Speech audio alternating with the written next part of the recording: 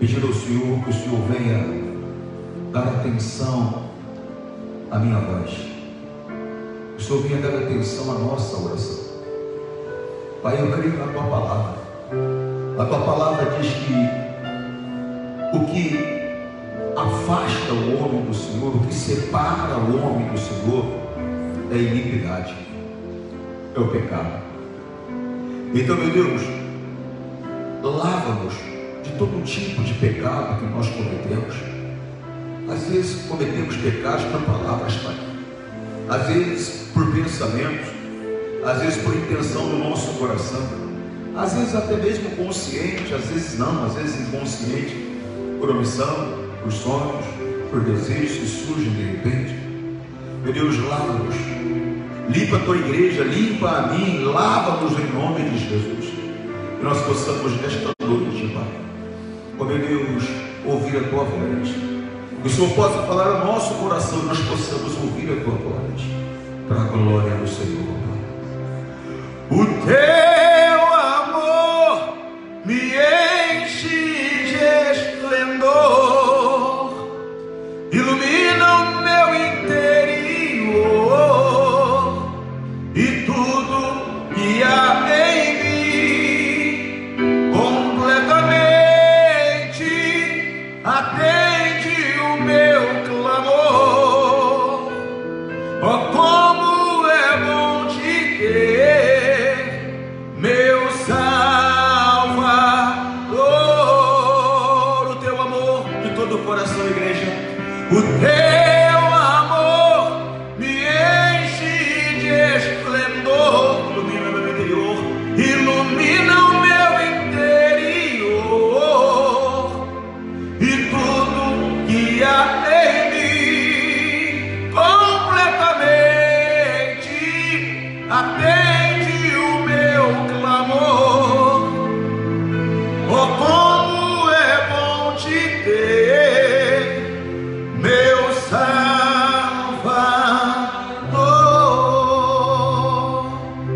Pai, muito obrigado, em o nome do Senhor Jesus.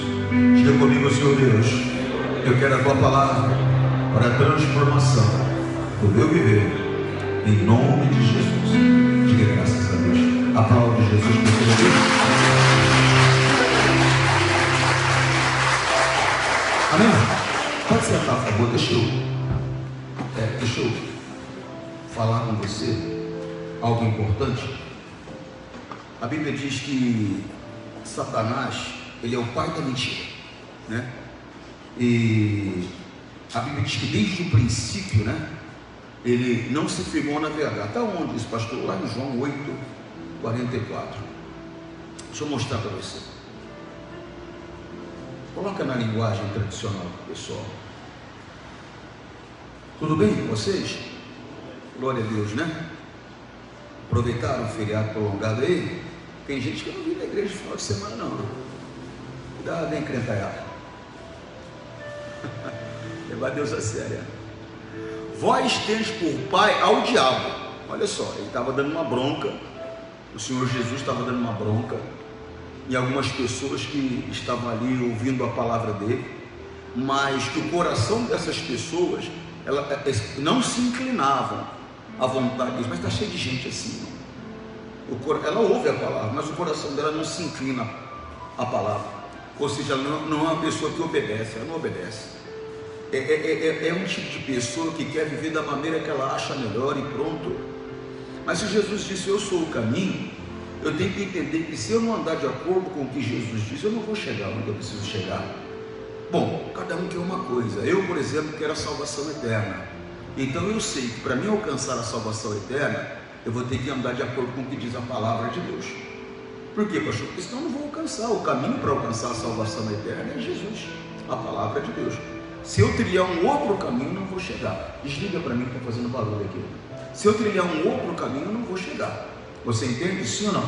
Sim ou não? Então preste atenção nisso. Ele estava dando uma bronca, repreendendo ali. Ali haviam fariseus, ali haviam publicanos, ali haviam várias pessoas ali dando atenção à palavra que Jesus estava pregando. Mas repito, ele estava ouvindo, mas o coração não se inclinava.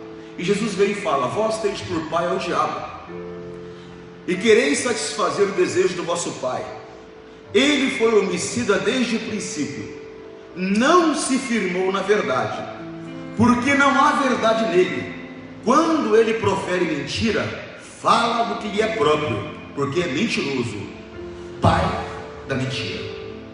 Então quem criou a mentira, quem inventou a mentira foi Satanás. Ele é o pai da mentira. Então toma cuidado. A mentira ela não pode de maneira alguma fazer parte da nossa vida. A mentira ela não pode fazer parte da minha vida, ela não pode fazer parte da sua vida. No momento que você mentir, você vai ter problemas, vai ter dificuldades. Eu vou mostrar para você aqui dois casos. Eu vou mostrar por que uma pessoa mente e vou mostrar a consequência da mentira. Vamos lá, vamos dar uma olhadinha em Gênesis capítulo 18, versículo 10, na linguagem de hoje mesmo. O Senhor Deus, Ele tem dois anjos ali. Eu creio que era o Senhor Jesus que estava ali, né? Era o Senhor Deus na pessoa do Senhor Jesus e mais um anjo ali. E aí de repente surge uma conversa com Abraão. Eles desceram ali atendendo uma oração do sobrinho de Abraão, Ló, porque eles estavam morando em Sodoma. A Bíblia diz que Ló era um homem justo, viu? Era um homem justo, era um homem temente, e ele via aquelas barbaridades todas em Sodoma, e a Bíblia diz que ele clamava a Deus, então ele orava, e as orações de Ló elas foram se acumulando diante do trono de Deus. Então Deus mandou dois anjos lá, para ver se o que estava acontecendo se o que Ló estava dizendo realmente estava acontecendo. Mas antes ele passou ali para conversar com Abraão, porque ele não achou correto fazer algo sem primeiro conversar com o servo dele, o amigo dele, Abraão. Olha que coisa, olha a consideração que Deus tinha por Abraão. O Senhor Deus ele tinha tomado uma decisão, mas ele não achou certo executar aquela obra sem primeiro conversar com o amigo dele. Olha como Deus irmão. Você vê aí a humildade do Todo-Poderoso. Talvez eu como pastor já tomei tantas decisões, e já teve decisão que eu tomei e eu não comuniquei, né? Por exemplo, vamos só para você entender, vamos lá, tem lá a líder dos obreiros, eu nem comunico ela, falo, agora a líder é você, né? Quer dizer, mas Deus ele não faz assim. E às vezes tem pessoa que se chateia, se magoa por nada. Tem pessoa que se der um espirro diferente, ela já fica magoada. Cuidado, a gente quer guardar alguma coisa, guardar o vosso coração. Guardar o vosso coração. Nós temos que ter sabedoria, nós temos que ter entendimento. Se uma pessoa tiver um comportamento fora da palavra, isso não justifica o nosso comportamento fora da palavra. Se ela tem um comportamento fora da palavra, eu vou ter um comportamento dentro da palavra. Ah, não, mas ela fez primeiro. Não interessa, se ela fez primeiro, eu vou ficar na palavra. Você compreende? Então teve uma conversa, a conversa foi essa, uma parte da conversa. Um deles disse: no ano que vem eu virei visitá-lo outra vez, e nessa época Sara, sua mulher, terá um filho. Sara estava atrás dele, mas ela estava na verdade atrás dele, ela estava dentro da tenda, né? Ela estava atrás da porta, dentro da tenda. Vou ler novamente. Um deles disse: no ano que vem eu virei visitá-lo outra vez, e nessa época Sara, sua mulher, terá um filho. Sara estava atrás dele, na entrada da barraca, quer dizer, ela estava atrás da porta, atrás da barraca, escutando a conversa. Continua. Abraão e Sara eram muito velhos, e Sara já havia passado da idade de ter filhos. Ela já não mais tinha as regras naturais de uma mulher, ela já não ovulava mais. Na verdade, você vai continuar lendo comigo, na verdade, eles não tinham mais atividade conjugal, não havia mais desejo entre eles, a idade já havia chegado. Ela estava com 89 anos, ele estava com 99 anos, quer dizer, era idade já tinha passado o tempo. Versículo seguinte: por isso riu por dentro e pensou assim: como poderia ter prazer sexual agora que eu e o meu Senhor estamos? Ela falou: como? Quer dizer, sabe, não tem como, não tem como. Ela não conseguiu ver. Primeira coisa que eu quero falar com você aqui: não olhe as coisas pela tua ótica, aprenda a olhar as coisas por meio da palavra. Você está compreendendo? Porque se você olhar pela tua ótica, se você olhar de maneira natural, você vai limitar as coisas, você vai limitar inclusive a manifestação de Deus na sua vida. Você tem que olhar por meio da palavra. Você compreende? Preste atenção, vamos lá, versículo seguinte: então o Senhor perguntou a Abraão: por que Sara riu?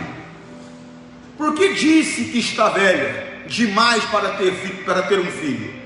Versículo seguinte: será que para o Senhor há alguma coisa impossível?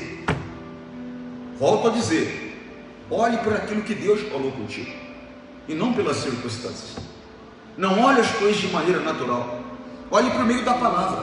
Por quê, pastor? Porque Deus, ele é todo poderoso, não há limitações a Deus. Se não tiver água, ele faz sair água da rocha. Se tiver morto, ele traz de volta a vida. Ele é poderoso, ele faz surgir algo de onde não tem nada. Se ele diz que vai acontecer, mas como, pastor? Não interessa a mim, a você, como? Se ele diz que vai acontecer, vai acontecer. E se você olhar de maneira natural, você vai procurar justamente como? Né? Não estou vendo condição. Mas você não precisa ver condição, você precisa crer naquilo que Deus falou com você. Você precisa crer naquilo que Deus falou com você. Porque se você não crê naquilo que Deus falou com você, você vai ver de maneira natural, vai atrapalhar a tua vida. Tudo é possível ao que crê. Sara, será que para o Senhor há alguma coisa impossível? Pois como eu disse, no ano que vem virei visitá-los outra vez, e nessa época Sara terá um filho. Em outras palavras, ele está dizendo: eu falei, está falado.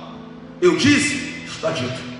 Eu falei que vai acontecer, vai acontecer. Coloca dentro de você: passará os céus e a terra, as minhas palavras essas não hão de passar. Deus falou para você, pastor, ele falou, então vai acontecer.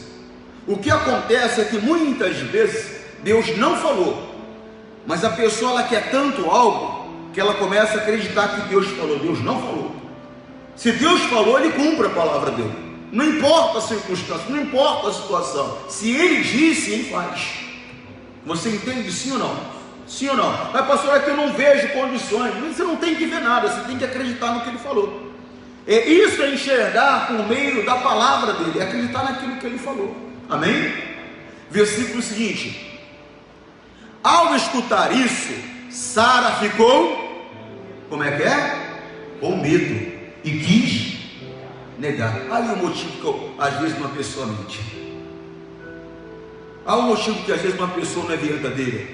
Por quê? Porque ela fica com medo. Mas medo também é um demônio. Por quê, pastor?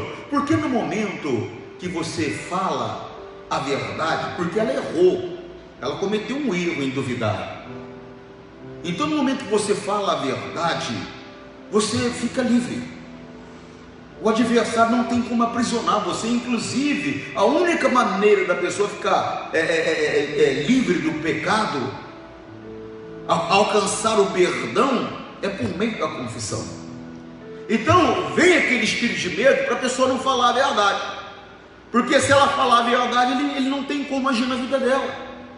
Sara podia ter chegado e dito a verdade. Ela fala: não, realmente eu parei para olhar que eu sou uma mulher velha, e parei para olhar que o meu senhor é um homem velho, e parei para olhar que nós não temos atividade conjugal há muitos anos. Há muitos anos ele não olha para mim, eu não olho para ele com desejo. Há muitos anos nós não nos tocamos como marido e mulher. Então eu parei para pensar: é impossível que aconteça, porque nem desejo nós temos. Já passou as minhas regras há muito tempo, então por isso eu ri por dentro. Mas ela ficou com medo. Ficou com medo do que Deus poderia falar, ficou com medo do que poderia acontecer. Vai um conselho meu para você: pastor, mas se eu falar a verdade, pastor, vai me trazer uma consequência ruim. Não existe consequência pior do que ficar na mão de Satanás. Não existe. É o engano. Não é engano, não minta. Fale o que tiver que falar. Mesmo que aparentemente você vá pagar um preço, mesmo que aparentemente você vá sofrer, mesmo que você tenha alguma perda, mas você não vai perder a presença de Deus na tua vida. Tem gente que, para não perder algo momentâneo, porque ela fica com medo do que vai acontecer, ela não fala a verdade. Uma pessoa mente, é por causa do medo, por causa desse demônio, porque medo é um demônio, é um espírito, é coisa séria, mas você não deve aceitar. Você compreende, sim ou não? E ao escutar isso, Sara ficou com medo e ela não só quis, não, ela negou. Eu não estava rindo, disse ela. Ela não só quis, ela negou. Mas o Senhor respondeu: não é verdade, você riu mesmo. Ou seja, não mente, você riu, eu vi. Você não pode enganar a Deus. Eu não posso, ninguém pode. Você quer saber mais? Você quer saber mais? Você não pode enganar sequer o homem de Deus. Por quê, pastor? Porque a Bíblia não mente. O anjo da igreja vê tudo. Você vê quando a pessoa está em pecado, você vê quando há algo errado. Às vezes eu, como homem de Deus, às vezes eu vou ser sincero com você, você vê assim meio embaçado, né? Eu não vejo, eu vejo que tem algo errado. Eu olho para ele e falo, tem algo errado com ele. E às vezes eu percebo que, às vezes não, mas eu sei que tem algo errado. Tem alguma coisa ali que não está batendo, tem alguma coisa que não está certa. Irmão, fala a verdade. Custe o que custar, repito, não há prejuízo maior que estar na mão de Satanás. Porque quando você mente, você perde a presença de Deus. Por quê, pastor? Porque você se coloca na posição de filho de Satanás. Foi ele que criou a mentira, ele é o pai da mentira. Foi ele que criou a mentira, ele é o pai da mentira. E pode ter certeza, vai trazer uma consequência para você. Vai trazer uma consequência. Deixa eu te mostrar para você o que a mentira pode causar na vida de uma pessoa. Atos, capítulo 5.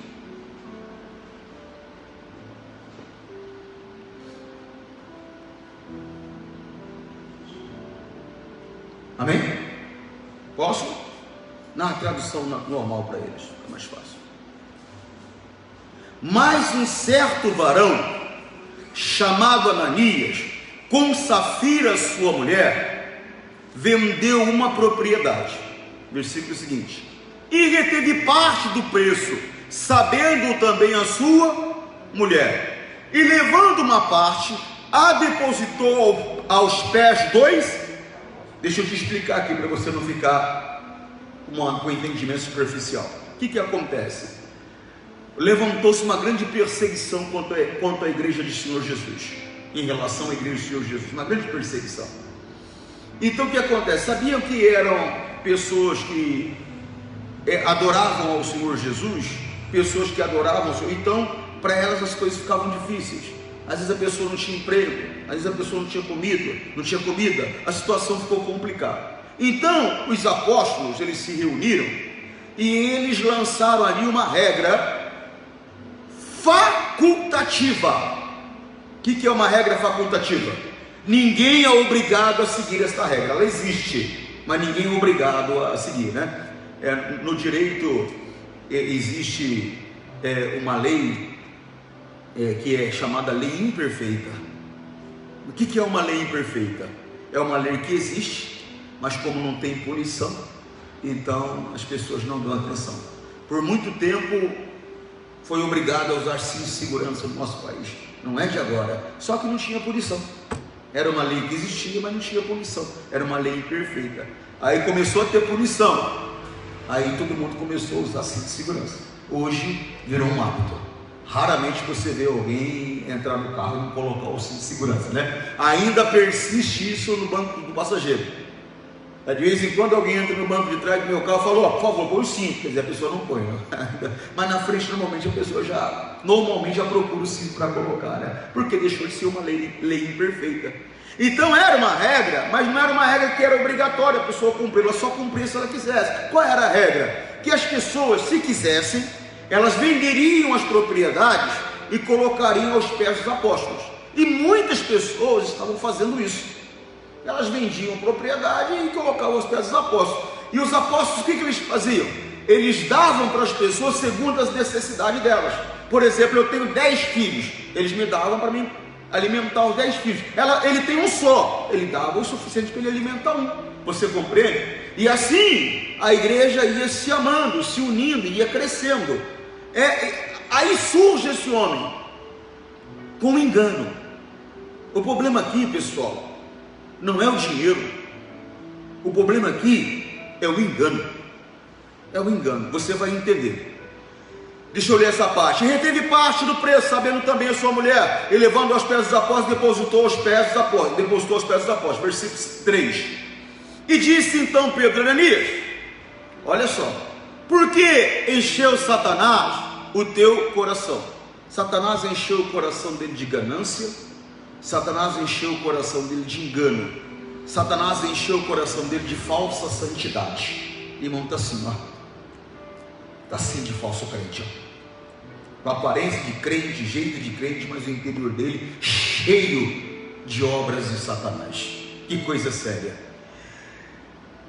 Para que mentisses ao Espírito Santo e retivesse parte da verdade. Outra coisa que eu quero te ensinar: quando você mente para um homem de Deus, você não mente apenas para o homem de Deus. Cuidado, hein? Você mente para o Espírito Santo. Cuidado. Eles não estavam mentindo a Pedro. Por quê, pastor? Porque essa obra não era de Pedro. Pedro era um instrumento dessa obra. Essa obra era do Espírito Santo. Vocês estão entendendo? Sim ou não? Essa obra era do Espírito Santo. Então, quando ele mentiu a Pedro, veio com engano a Pedro, ele não estava com engano diante de Pedro, ele estava com engano diante do Espírito Santo. Olha só. E disse então Pedro: Ananias, por que encheu Satanás o teu coração? Para que mentisses ao Espírito Santo e retivesse parte do preço da verdade. Versículo seguinte: guardando não ficava para ti? Ou seja, se você guardasse, não era teu? Para que você veio com essa enrolação aqui, esse engodo aqui? Para que você veio com essa mentira aqui? Não era teu? Alguém te obrigou a você dar? Alguém mandou você catar? Vai lá e vende que eu estou mandando você trazer aqui. Alguém fez isso com você? Você não era obrigado a dar, ele era teu. É o que o apóstolo está falando para ele. Guardando não ficava para ti, e vendido não estava em teu poder. Ou seja, você vendeu o dinheiro, não era teu? Era teu o dinheiro. Você não era obrigado a dar o dinheiro. Ou seja, tanto o terreno te pertencia, como o dinheiro do terreno te pertencia. Então você vê que o problema aqui não era dinheiro. O problema aqui era a falta da verdade. Irmão, a verdade, ela tem que estar o tempo todo na nossa vida.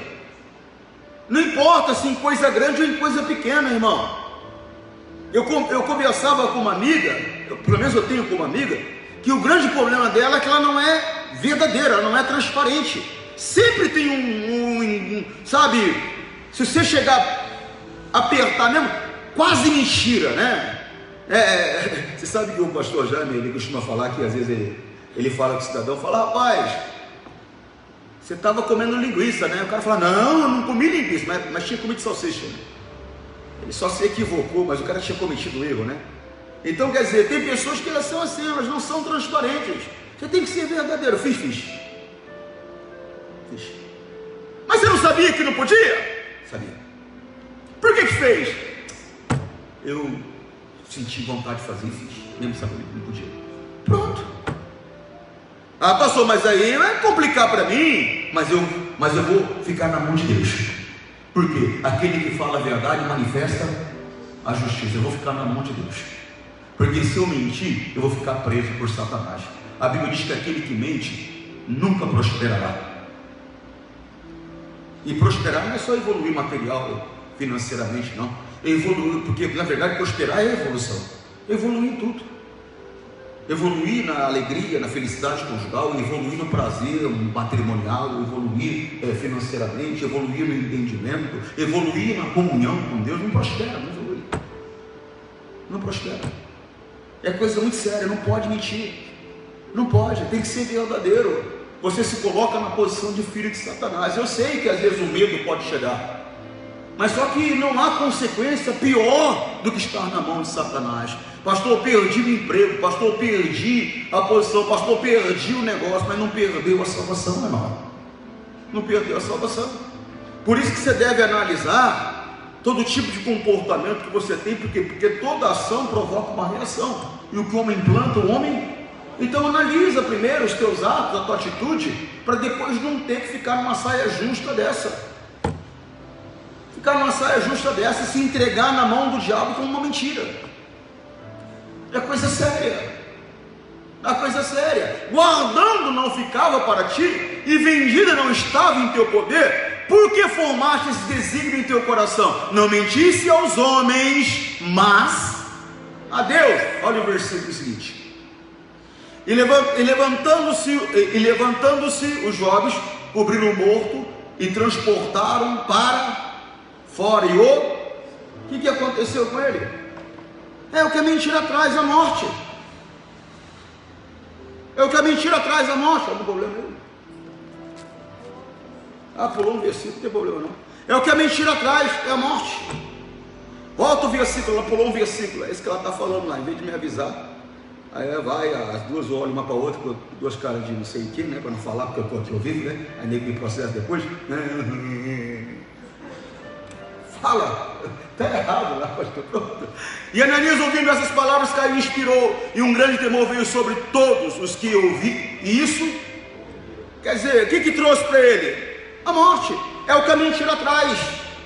E morte é separação do homem para com Deus. Mas morte também é a natureza de Satanás, ou seja, destruição. Destruição, morte também é a natureza de Satanás. Então o que você vai acontecer? O que vai acontecer? O diabo vai destruir você. Aparentemente você não perdeu a posição, aparentemente você não perdeu lá o dinheiro ou outra coisa qualquer que você queria preservar, né? Mas só que mais cedo ou mais tarde, a morte, que é a natureza de Satanás, vai alcançar vocês de maneira que tudo vai se perder. Tudo vai se perder, vai se destruir tudo. Irmão, desperta. E Ananias, ouvindo as palavras, caiu e expirou, e um grande temor veio sobre todos os que ouviram, os que isto ouviram. Versículo seguinte: e levantando-se os jovens, cobriram o morto, transportando-o para fora, o sepultaram. Versículo seguinte: e passando o espaço de quase 3 horas, entrou também sua mulher, não sabendo o que havia acontecido. Versículo seguinte: e disse Pedro: diz-me, vendeste portanto aquela herdade? E ela disse: sim. Portanto, cuidado, você fica compactuando com o erro dos outros, com o pecado dos outros, a morte vai te alcançar também. Cuidado. Ela teve uma oportunidade aqui. Ele não fez uma pergunta, ou seja, não era uma pegadinha. Ele não fez uma pergunta, não. Aquela pergunta era uma oportunidade que estava sendo dada a ela. Em outras palavras, se ela fosse verdadeira, ela não ia ter o mesmo destino do marido. Mas ela preferiu compactuar com o pecado, com o erro. Cuidado, você não pode compactuar com o pecado de ninguém, não. Agora você tem que seguir o que a Bíblia diz. Se você encontra o teu irmão em pecado, o que a Bíblia diz que você tem que fazer? Vai e conversa com ele. Se ele não se corrigir, o que a Bíblia diz que você tem que fazer? Procura uma testemunha, vai e conversa com ele. Se ele não se corrigir, aí o que você faz? Vai à autoridade da igreja. Não é igual eu tenho visto as pessoas fazendo, parece que tem prazer em ver a destruição do outro. Ela se precipita até em julgar. Nem sabe realmente o que está acontecendo e se precipita. Você sabe que o missionário Soares me contou uma história uma vez, e ele disse que ele estava dentro de um ônibus, ele não sei para onde, e ele passou e viu. Quando ele olhou, uma moça. A moça que ele viu era a mulher de um amigo dele, se agarrando com o outro. Eu acho que o missionário Soares não conhecia a expressão "está amarrado" naquela época. Quem criou essa expressão, que o Brasil todo e vários outros ministérios abraçaram, quem criou essa expressão "está amarrado" em nome de Jesus foi o missionário Soares. E outras coisas mais, quem criou Fogueira Santa, missionário é Soares. Se eu for contar para você quantas coisas no Brasil que você vê nas igrejas evangélicas, que foi o autor, vamos dizer, um pai, foi o missionário R. Soares, você fica de queixo caído, tem muita coisa mesmo. Então, com certeza, ele não conhecia a expressão está amarrado. E olhou, desceu no ponto seguinte de ônibus, desceu, voltou, andando devagar, olhou, é a mulher, falou, nossa, é ela. Ele não sabia estar amarrado, mas eu vou usar está amarrado. Está amarrado, é ela. Voltou de novo, olhou, falou, nossa, rapaz, puxa vida, é ela. Mas como que ela faz isso com meu amigo? É ela. Voltou de novo, olhou, falou, mas é ela. Quando ele volta, olha a mulher de frente, não era ela. Não era ela. Você já pensou? Você já pensou? Não era ela, era alguém parecido, mas não era ela. Já pensou? Ele vai para o amigo, olha, eu passei e vê tua mulher, rapaz, se agarrando com fulano assim, em tal lugar, acabaria com uma família, acabaria com um casamento. Cuidado, não se precipite em julgamento, não. Analise primeiro, veja. Você está entendendo o que eu estou falando? Não? Senhora, é coisa séria. Mesmo que Deus te mostrar, sério. Eu posso olhar para você, Deus pode mostrar para mim que você está traindo a tua mulher. Eu não vou falar com ela, eu vou interceder por você. E se eu tiver que falar alguma coisa, eu vou falar com você. Eu vou falar, rapaz, chega aqui, ô João, vamos conversar aqui, rapaz, eu vi que você está traindo a tua mulher. Aí se você for um homem de Deus, fala, eu preciso de ajuda. Se você não for, só não, eu nunca. Fica com medo, né? É coisa séria, irmão. Não deixa a mentira fazer parte da tua vida. Não deixa. Quando ele falou, foi portanto que a herdade foi vendida, aquilo ali era uma oportunidade para ela não ter o mesmo destino do marido. Olha o versículo seguinte, anterior, é o versículo 8. E disse-lhe Pedro, diz-me, vendeste portanto aquela herdade? E ela disse, sim, portanto. Versículo seguinte, 9. Então Pedro lhe disse, por que é que entre vós vos concordastes para tentar o... Não tente, Espírito Santo, irmão. Seja verdadeiro. Não tente. Eis a porta os pés dos que sepultaram o teu marido, e também a ti levarão. Olha aí. Ela não precisava de ter esse destino. Ela poderia ter falado, olha, o apóstolo, deixa eu falar para o senhor. Na verdade é o seguinte, ele falou para o senhor que vendeu por 10, né? Ele vendeu por 25, né? E ele quis ficar com 15 e falou para mim, falar para o senhor inclusive que era por 25. Então não foi não, viu? Pronto, ela não teria. E a única coisa que aconteceria é que ela ia chorar, porque Pedro ia falar, então, ele por causa disso a morte o alcançou. Mandamos até sepultar ele, mas você foi verdadeira, você vai ter a vida com você. A verdade produz vida, o engano, a mentira produz morte.